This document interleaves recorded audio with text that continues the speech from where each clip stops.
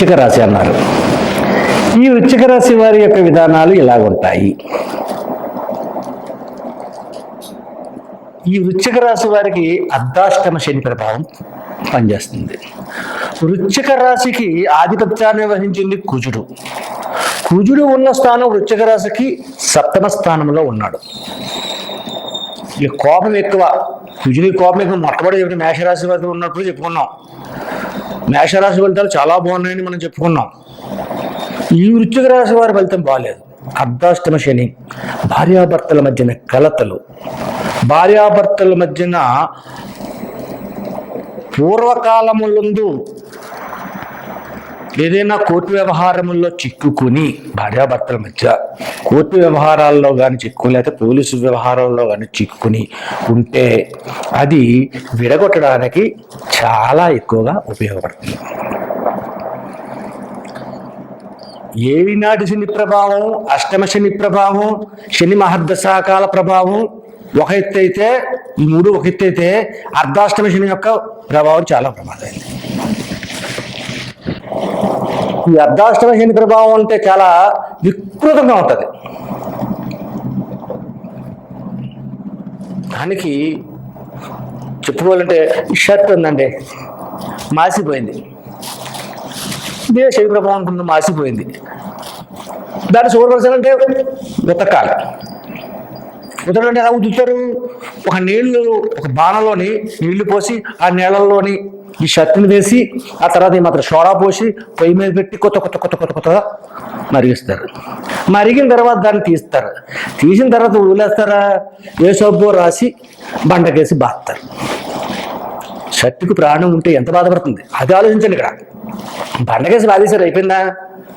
తర్వాత నీళ్ళలో జాడిస్తారు, కిందకి మీదకి కిందకి మీదకి జాడించి వదిలేసారా గట్టిగా పిండుతారు. పిండిన తర్వాత ఒక దులుపు దులుపుతారు. ఆ దులిపి ఎర్రని ఎండలో ఆరబెడతారు. అది సాయంత్రం ఎండిపోయింది. అయితే ఎండిపోయింది కదా, అప్పటికి ఎర్రని ఎండలో ఉంది కదా, వదిలేసారా అంటే వదలలేదు. మళ్ళీ చల్లటి నీళ్ళు చల్లి దాన్ని ఉండకంత చుట్టి ఒక పక్కన పెట్టి ఒక నిమిషం, ఆ తర్వాత తీసి వేడి ఇస్త్రీ పెట్టి ఇస్త్రీ చేస్తారు. ఎంత తదంగా నడుస్తుంది. షర్ట్ ఏమైంది? నీట్గా తయారైపోయింది. అష్టమ శనిలో ఉన్న అర్ధాష్టమ శనిలో ఉన్న విధానంలో కూడా ఇదే పరిస్థితి ఉంటుంది. అర్ధాష్టమ శని ఉన్నంతసేపు షర్ట్కి ఎన్ని బాధలు పడ్డదో అన్ని బాధలు ఇటు పడుతుంటాడు. కానీ వదిలిన తర్వాత నీట్గా అయిపోతున్నాడు. ఇప్పుడు నాయన శని భగవానుడు అంటాడు, వెళ్తా 7.5 సంవత్సరాలు, ఇప్పుడు నాయన ఇన్నాళ్ళు నేను పెట్టిన కష్టాన్ని అనుభవించావు, ఏ కష్టం లేకుండా సుఖ సంతోషాలతో ఆరోగ్యకరంగా ఉండునైనా అని దీవుని వెళ్తారు. చాలా దీవెన. అటువంటి ఫలితమును పొందాలి. ఇక వివాహాలు ఏంటి, ఏ పరిస్థితులు ఏంటండి అని అడగాలి అంటే, ఈ అర్ధాష్టమ శని ప్రభావం వల్ల యోగదాయకమైన ఫలితములు పొందలేరు. ప్రతి వారితో గొడవలు పడుతుంటారు. ప్రతి వారితో గొడవ వస్తుంది. చేతికి వస్తుంది అనుకున్నది చేతి దాకా వస్తుంది, కానీ చేతికి అందదు. పట్టుకోవాలనుకున్నాడు, ఏది పట్టుకోలేడు. మందే ఎక్కడికి పోలేదు, మందే మనం తీసుకున్నాం అనుకున్నది కూడా రాని పరిస్థితుల్లో ఈ యొక్క శ్రావణ మాసమే కాదు, కొన్ని నెలల వరకు కూడా ఇలాగే ఉంది. అలాగే ఉద్యోగ రంగములలో ఉండే వాళ్ళకి ఎలా ఉంది అని అడుగుతున్నారు కాబట్టి, ఉద్యోగ రంగంలో కూడా జాగ్రత్తను వహించండి. దూకుడు స్వభావం వద్దు. ఆలోచించి సమాధానం చెప్పండి. అంతేగాని ఏదో నోటికి వచ్చింది చెప్పొద్దు, ఈ వాళ్ళకి ఇది అయిపోతే రేపు పొద్దున సంగతి చూసుకుందాం అని కాదు. రేపటి గురించి కూడా ఆలోచించాలి. దైవ నామస్మరణ విధానాన్ని మనం మర్చిపోకూడదు. అలాగే విద్యార్థి రంగంలో ఉన్నవారు కూడా కష్టాలు కొన్ని కలుగుతున్నాయి.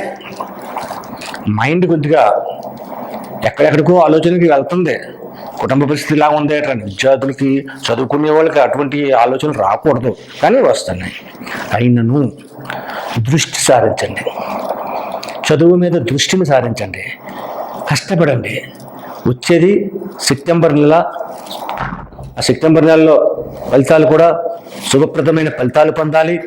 అటువంటి విధానాలన్నీ కూడా ఈ రాశి వారికి కలిగే విధానానికి ఏం చేస్తే మనకి ఈ అర్ధాష్టమ శని ప్రభావం నుంచి బయటికి వస్తాము, ఏ రకంగా నడుచుకోవాలి, ఏ రకంగా చేయాలి అంటే,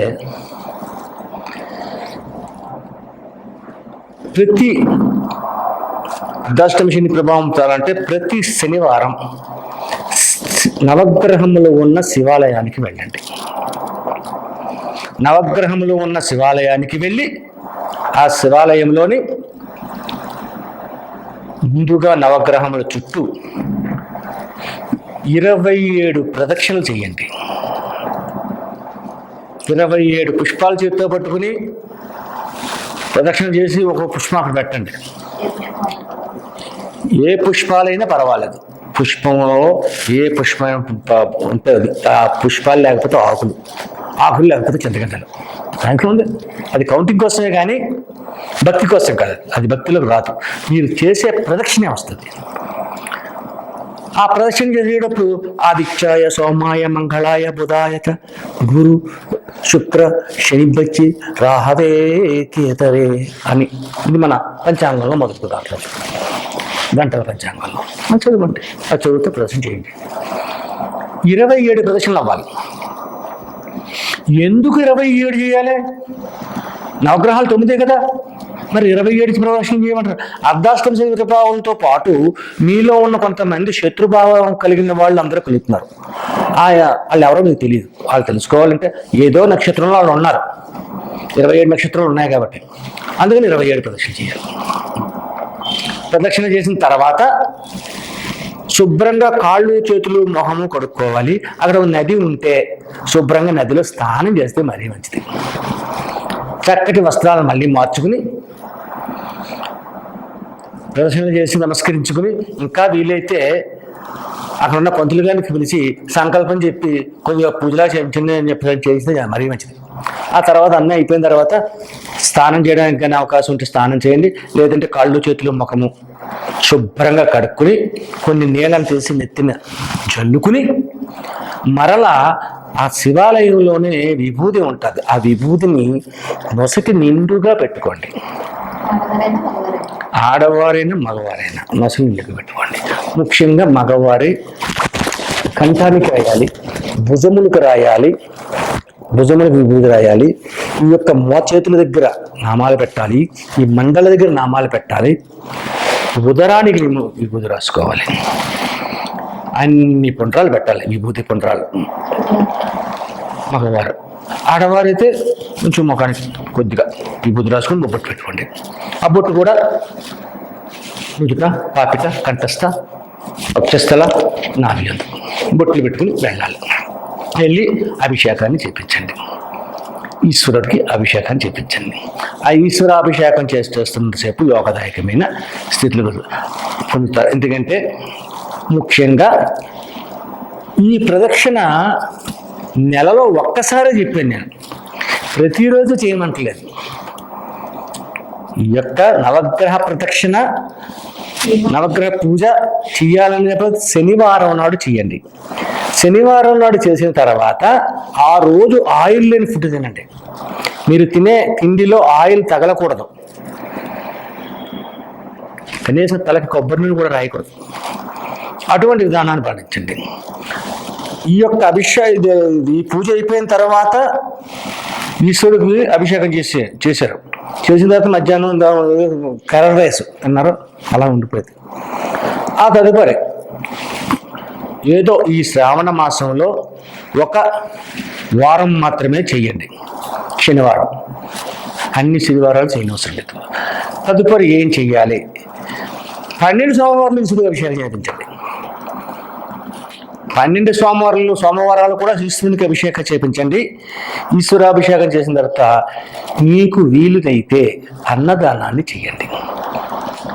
అన్నదానాన్ని చేసినందువల్ల ఈ యొక్క ఫలితములు ఉధృత తగ్గిపోతాయి. అన్నదానం ఎవరికి చెయ్యాలి? నిజమే కదా, ఎవరికి చేయాలి అన్నదానం? అన్నార్తులకు చెయ్యాలి. ఎవరికి పడితే వాళ్ళకి చేసేయకూడదు అన్నదానం అన్నది. ఎవరో బచ్చగాళ్ళు ఉన్నారు, ఆడికి అన్నదానం చేస్తే బాగుంటుంది కదా అని చెప్పేసి ఆకుతో అన్నం తీసుకొచ్చి పెట్టామనుకో, ఆడేం చేస్తున్నాడు, అక్కడ వెన్నేస్తాడు, తింటలేదు. ఆర్తులు ఎక్కడ ఉంటారంటే హాస్పిటల్లో ఉంటారు, లేదు అనాథ శరణాలయంలో ఉంటారు. అనాథ శరణాలయంలో ఆల్రెడీ అలా ఉండి పెడతారు కదండి, మనం బయటకెళ్తాను తింటారా అంట. చెప్పండి ముందుగానే, నేను రేపు పొద్దున్న ఒక 10 మంది, ఒక 50 మందికి అన్నదానానికి ఏర్పాటు చేస్తున్నామండి అని. అసలు అటువంటి అన్నదాన విధానాన్ని ఎప్పుడైతే జరుగుతుందో ఈ యొక్క అర్ధాష్టమి శని ప్రభావం అంచెలంచెలుగా తొలగిపోతుంది. అన్నదానం అనే దానికి ఇక వారం కానీ వద్యం కానీ ఏమీ ఉండదు, ఏ రోజైనా చేయవచ్చు. అన్నదానాన్ని ఏ రోజైనా చేయవచ్చు. కాబట్టి ఈ యొక్క వృశ్చిక రాశి వారు అన్నదాన విధానాన్ని పాటించడం చాలా మంచి విధానం. అలాగే 12 సోమవారాలు ఈశ్వరుడు అభిషేకం చేయమని చెప్పాను. ఒక్క శనివారం నాడు మాత్రమే నవగ్రహముల చుట్టూ 27 ప్రదక్షిణలు చేసి పూజించి స్నానం చేసి కానీ లేక కళ్ళు చెల్లు కడుక్కుని కానీ ఈ శివుని అర్చించండి. ఆయిల్ లేని ఫుడ్ తినండి. ఎప్పుడైతే ఎలా చేస్తారో ఈ అర్ధాష్టమి శని ప్రభావం తొలగి సుఖ సంతోషాలతో ముందుకు సాగుతుంది జీవితం. స్వస్తి.